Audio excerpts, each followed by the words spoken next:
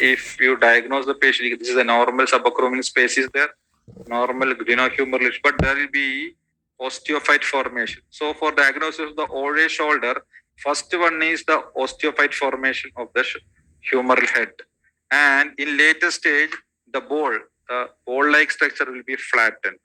So osteophyte along with the flattening of the humeral head is the diagnosis of the OA shoulder. So very, very important, very rare case of OA. Shoulder OA is very rare. And if you get a OA with a, you can see there is osteophyte. Initial stage osteophyte is formed and later the ball-shaped humerus get flattened. So the flattening of the humeral head with osteophyte is the diagnosis of your OA shoulder. Okay. You can see the OA shoulder chronic case. Okay. This is the chronic OA with the patient. In that case, also pendulum exercise and ball drawing range of motion exercise and shoulder pulley range of motion exercise, passive dumb stick exercise. Okay, and dowel stick exercise. This is the range of motion exercise in OA shoulder, periarthritis, frozen shoulder, all normal exercise and even after immobilization. Okay, and another one is the surgical. It is very, very important that the 100% surgical cases, you can see full thickness, massive. If a MRI report came with full thickness, massive rotator cuff tear, it means it is surgical. Okay. And if a patient with bony Bangard in MRI, it is surgical. If the Bangard lesion with the Hill-Sachs lesion together, it is surgical.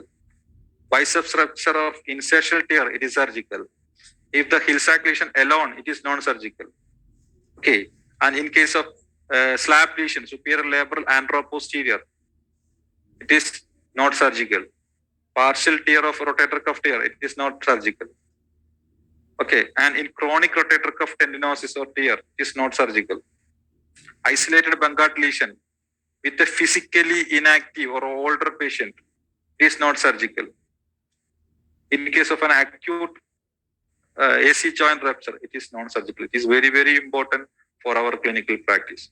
Okay, and I think we can end the session. It is very important you all first listen the patient, because the history of the patient, the explanation of the patient for is very, very important for diagnosis of your case. And each and every diagnosis is, the treatment is different. Okay, so listen the patient first and after clinical diagnosis, and you differentially diagnosis from the, you differentiate. So the diagnosis is shoulder is a not actual term. The differential diagnosis of the shoulder is the very important one. So if a patient came to OPD, one doctor is still it is rotator cuff tear. Then you can ask why it is rotator cuff, why it is a labral, why not a labral tear, why not a AC pathology. So you can have, if you AC pathology, it will be AC joint pain and tenderness of the top of the shoulder, and crossover test, chest abduction will be positive and above 120 is positive if it is an AC joint. If it is a rotator cuff tear, anterolateral in extension will be painful, and there will be pain and tenderness over the deltoid area, and long lever arm with elbow external will be painful. If it is a massive rotator cuff tear, supraspinatus, that is the drop arm test will be positive. If it is a partial tear, the empty can test will be positive. If it is a belly press test and lift off test, subscapularis tear may be suspected. External rotation sag sign, that will be infraspinatus and teres minor. Okay, biceps tendonitis, if it is associated with the weightlifting, if it is associated with the biceps rupture, and if it is the recurrent dislocation of the shoulder, it may be a Bangard lesion or a Hill-Sachs lesion. So, differentially diagnose the patient first and listen, because we have only two treatment in shoulder pathology. One is immobilize the patient if it is injury of a acute case. If it is not injury, never immobilize the patient. Okay, the shoulder pathology is very important because the stability, the mobility, stability is sacrificed for mobility. So in every case, start with that pendulum exercise. So in all non-traumatic shoulder pain, mobilization, shoulder mobilization is the treatment option. In case of an injury in acute stage, immobilize the patient. After immobilization, start with the range of motion exercise. So the final goal of a shoulder injury management or shoulder pain management is gain the range of motion without pain. So listen the patient, apt diagnosis, and assess the differential diagnosis. Then go for proper investigation and examination. And after that, dosha assessment. All our treatment is based on the dosha. Okay. And you decide whether it is immobilization needed or not. Okay. You ask the patient whether already immobilized or not. If it is in between 5 to 7 days after injury, immobilize the patient. If it is a suspected rotator cuff tear, within 2 to 3 weeks, immobilize the patient. If you are getting a rotator cuff tear after 3 weeks, never immobilize the patient. But you can have labana or you can have bandage, but not immobilize. So you decide whether immobilization is needed or not. And always follow strict rehabilitation. Our treatment, Ayurvedic treatment, is incomplete. And the modern surgical is incomplete. And if it is completed only if you are adopting a strict immobilization technique, strict dosha assessment, and strict medication.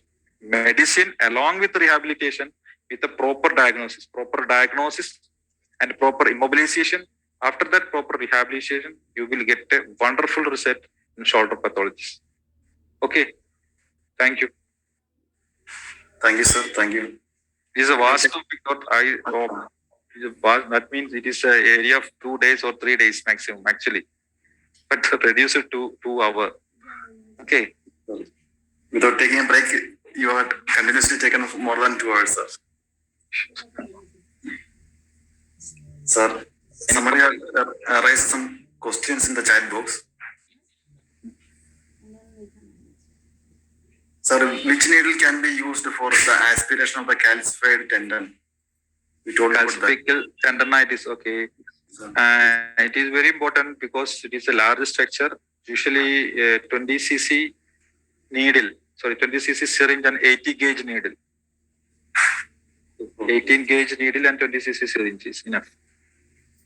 If you are using more than that, it will create a rotator cuff tear.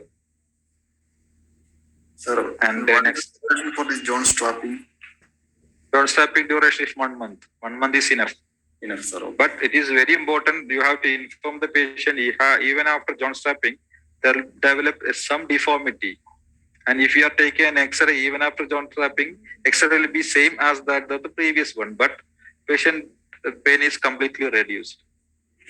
Okay, if the patient is physically active and if is willing, because surgery is somewhat complicated, because the method is you have to use a tag and it is clipped into the acromion, coracoid process.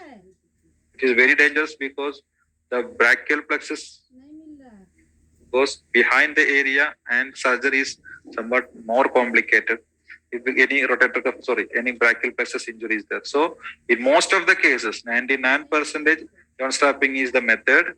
And in some cases, even the important that the famous orthopedicians, they will not adopt the surgical procedure because that much complicated. So better to go for a joint strapping for 1 month. After that you remove, but some deformity is there always, but there will be no pain or no restricted movements. But if you are removing your cloth, you can see some deformity when compared to the opposite side. Sir, can you tell the role of the cupping in the calcified tendon? Is any role of cupping?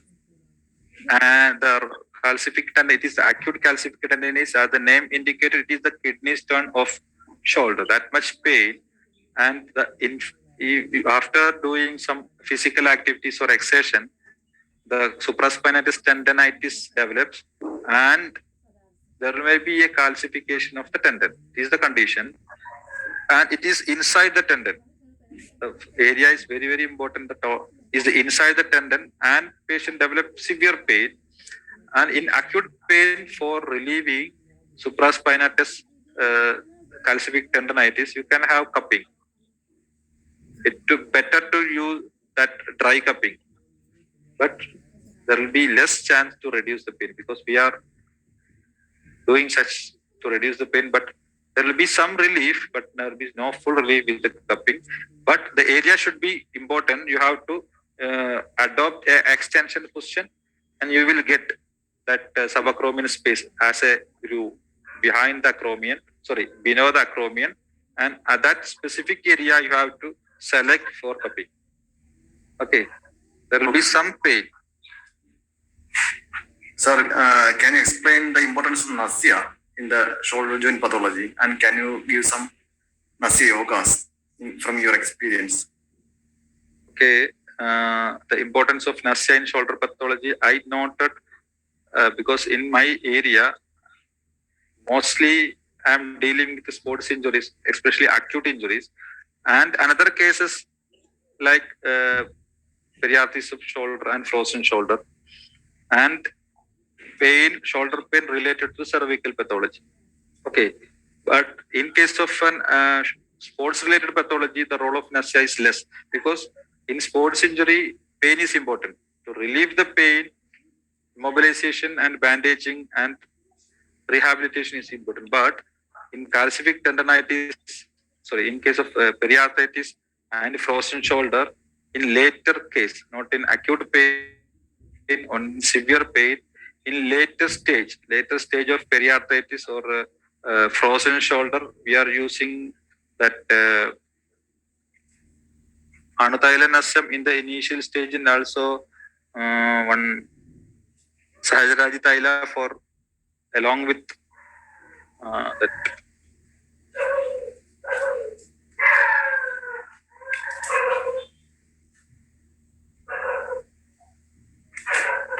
Sir, hello. Yeah, one yoga is there. It's the Thaila we are using in upper limb pathology for external application also. Karpasastadiano. Yeah, yes, that's it. Karpasastadi Thailam. Karpasastadi Thailam is Nasya is very, very important. Karpasastadi Nasya is important for periarthritis and in frozen shoulder. And also that another one is that Shirabella Thailam. And I'm usually using that Karpasastadi Nasya for that frozen shoulder. Okay. And in later stage also, not in acute stage. And if I'm getting a periarthritis in acute stage, if periarthritis is not acute, usually it develop 6 or 7 more than 1 year of inflammation. Initially, inflammation is starting in restricted movement, and later movement restriction. Initially, flexion is restricted and internal rotation in later stage. So, if you are having shoulder pain in initial stage, we are not diagnosing a periarthritis. So it's like the osteoarthritis developing in the knee, because in 35 or 40 year old we develop a knee pain, we will never diagnose it properly. Like shoulder pain, if a patient having shoulder pain after the age of 30, between 30 to 50, without history of trauma, with a normal daily routine activity, you suspect a PAS, periarthritis of the shoulder. In such cases, you advise range of motion exercise, and in that time you can have Nasya with Karpasastadi. In initial stage, without a shoulder restriction. Shoulder pain, patient is having shoulder pain, but no shoulder restriction. Start with Anuthyla Nasya. Later, you can have Nasya with Karpasastadi. And if a patient present with periarthritis with restricted range of motion, you adopt Pitta-Hara treatment initially to relieve the pain. After that, range of motion exercise to regain the range of motion. And if after subsiding the pain, because patient has to do exercise, so after subsiding the pain, you can start Nasya. Directly Karpasastadi. Never go for Anuthyla Nasya. If the patient is in between 30 to 50, you can have Anuthyla Nasya in the initial stage and later Karpasastadi. Okay. Oh. Sir, can you explain the role of parasurgical procedures in frozen shoulder? Parasurgical in frozen shoulder, the pathology is very important. Inflammation and contracture. So I am using the shoulder mobilization techniques, not parasurgical procedures. Okay, mobilization technique, parasurgical procedure, that is cupping. That in case of if there are several pathology like it may be the periarthritis, and it is very important if a patient presented with, if you are taking MRI of a shoulder patient 50 or 60-year-old, you can see there will be rotator cuff tendinosis or tendinitis or a partial tear with adhesive capsulitis. So if a patient presented with a rotator cuff tear and adhesive capsulitis, and if the age is above 55 or 60, never go for a surgery. It's very important because periarthritis usually having rotator cuff tear. So if the patient develop a partial tendinosis or a partial rotator cuff tear in the initial stage of its daily activities, later due to inflammation, it may develop a periarthritis. In such cases, you locate the supraspinatus tendon and you can have that agnigarma. You can have agnigarma. If the pain is maximum, you can have cupping. In the chronic case, you can have agnigarma. If it is associated with the rotator cuff tear. In case of rotator cuff tear, you would never directly go for a surgery if the age is 55 or 60. Maybe due to periarthritis of the shoulder. And if you are doing surgery after 60 or 55 or 60 with the periarthritis, you will not get a good result. The pain is not relieved. Okay. So if it is a chronic case, do agnigarma. If it is an acute or subacute case with severe pain, you go for cupping or rectomotion. Okay. Okay, sir. Sir, one participant asked about some clinical case, sir. A lady patient having 44-year-old having the pain at the deltoid insertion, and the range of movement is almost normal, sir. No other systemic disorders and no any inflammatory biochemistry changes, and she have pain only on the extension. What may be the reason? The participant asking, sir. There are two. As the age is 44, and there is no history of fall. I think no history of trauma, etc. Okay. If a patient is having no history of trauma, means injuries, we have to omit the injury. So if the age is 44, the first choice is periarthritis, no doubt. Okay. And she is a homemaker. Homemaker means, I think, homemaker means making food. I think, sir, making food. Okay. Mostly, I think it is due to that periarthritis of the shoulder, PAS. What happened with the PAS means there will be develop inflammation. After the inflammation, the movements is restricted, especially flexion is restricted. Initially, flexion is restricted. Later, internal rotation. Before internally rotation is restricted, extension is restricted, because doing internally rotation means we have to extend the shoulder first and internally rotated. Okay. So I think it is a periarthritis of the shoulder, because in case of periarthritis of the shoulder, the age is very important. Without history of trauma, as she is a homemaker, you have to do some activity, and I think the range of motion is not painful, isn't it? The ROM is almost normal. Okay, and mostly it is the starting stage of a periarthritis. Mostly it is a starting of periarthritis. Otherwise, there will be any deltoid insertion, means the deltoid injury, or there will be the axillary nerve injury. But the ROM is almost normal, no systemic disorder, no inflammatory changes. She have pain on extension and lifting hand, means there will be no other diagnosis, nothing other than periarthritis. It is the initial stage of PAS. So you go for a range of motion exercise like that pendulum exercise and flexion extension in the initial stage. Pendulum exercise for 1 to 2 weeks. After that, flexion extension exercise. And as the age is not diabetic, you start with, I think you can have nausea and no systemic disorder. You can directly go for Rasnarandadi or Amrudotaram.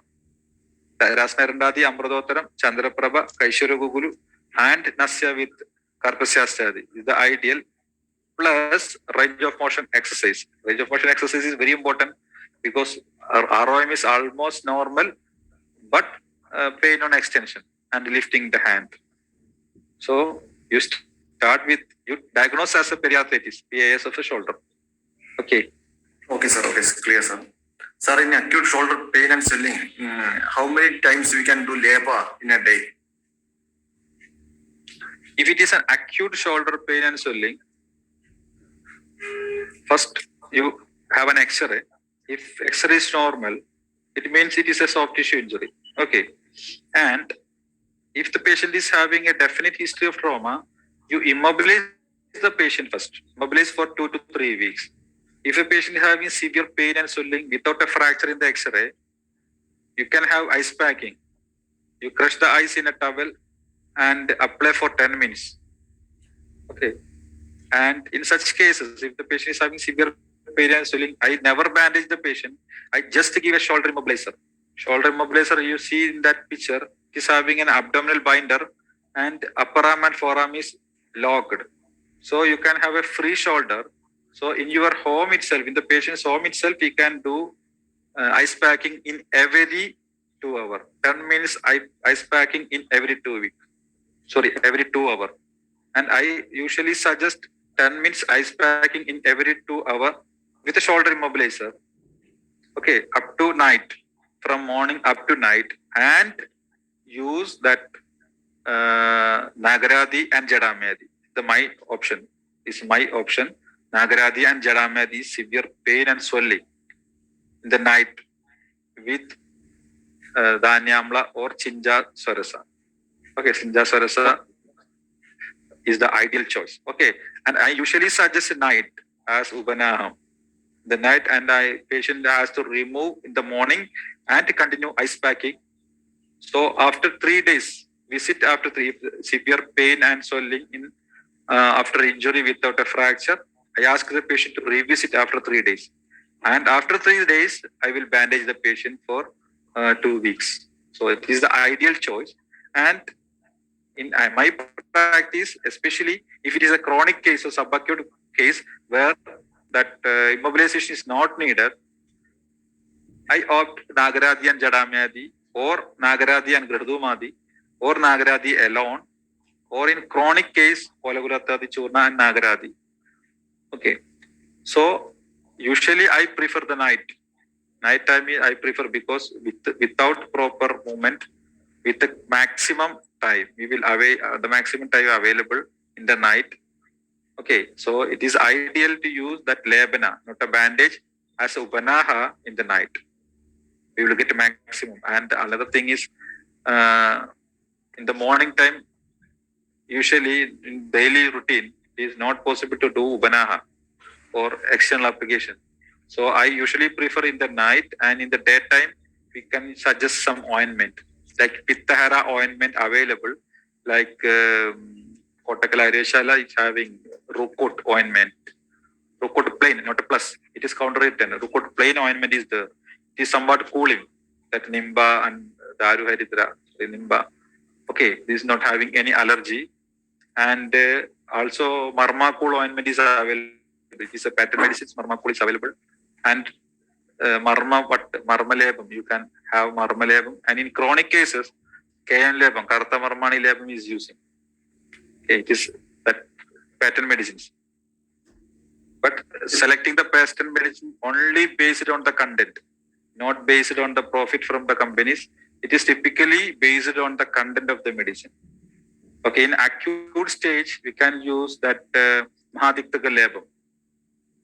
Okay, Mahadiktaka labum. We can use in acute stage. And I'm usually selecting Rukut ointment. It is cooling. If you are applying, you can feel a cooling, and it's having no allergic reaction. And it is better to select yogas having no allergic reaction, because it's an inflammatory stage, severe pain, swelling. If any allergy in the acute stage, we can have no other option other than the immobilization. So always select yogas without any skin irritation. Okay, because that Gradumadi usually having some irritation. and Jadamadi some patient, and Kotelukadi is having some irritation. Canlavi is having some irritation. So in acute stage, better to use Murivanna, but in immobilization, better to use Murivanna Piju. In the acute stage, no problem. And that Rupert ointment, there is no allergic reaction till now. So better to select yogas having no allergic response with Pittahara, that is cooling effect in the acute stage. Okay, sir, it's clear, sir. Sir, one participant asked about the Uttara Bhaktiga Gritapana in shoulder joint pathologies. Yeah, I have experience. It's my experience. I am using that Ababahuga. In my option, Ababahuga, I am diagnosing Ababahuga in case of a frozen shoulder only. In all other cases, a restricted movement, there is no Ababahugam. So in such cases, I am selecting the Rasna Dashamula Gritam. Is the my because Rasna Dashamula Gritam is somewhat more anti-inflammatory, anti-arthritic, and it is having Snehana property. And I am using this in shoulder pathology, especially that frozen shoulder or periarthritis of the shoulder, and in chronic tendinosis, chronic rotator cuff tear, chronic tendinosis. I am using this Rasna Dashamula Gritam. And in case of avascular necrosis of all other joint like hip joint, AVN, avascular necrosis, and in case of that patellofemoral OA and osteoarthritis of the knee. Usually that in avascular necrosis, that Panjatiktagam is the option. If a pain is associated, osteoarthritic chronic OA of the OA of the shoulder or OA of the knee, or OA hip is actually surgical. If the patient is not willing for surgical, Rasna Dashamola Gridam or Rasna Mahatikta Gridam or Panjatikta Gridam. It is the ideal choice. Okay, sir. Okay, it's clear, sir. Somebody asked about the difference between tendinitis and tendinosis. Tendinitis, doctor. Tendinitis is as the name indicates, it is the inflammation of a tendon. As the name indicates, typically inflammatory. It may be a traumatic.